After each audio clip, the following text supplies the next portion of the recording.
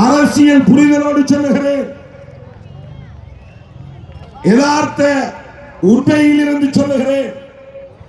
விடுதலை சிறுத்தைகள் இடம்பெற்றிருக்கிற அணிதான் தமிழகத்தில் வெற்றி பெறும் என்பதை மீண்டும் உறுதிப்படுத்த வேண்டிய ஒரு வரலாற்று தேவை எழுந்துள்ளது.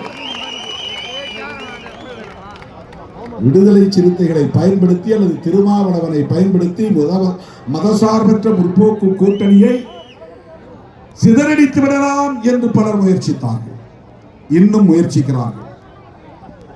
விழுப்புரம் கூட்டத்திலே நான் தெளிவுபட சொன்னேன், உறுதிபட சொன்னேன். விடுதலை சிறுத்தைகள் திமுக தலைமையிலான மதசார்பற்ற முற்போக்கு கூட்டணியில் தான் தொடரும். எந்த பைண்டிங் கிடையாது.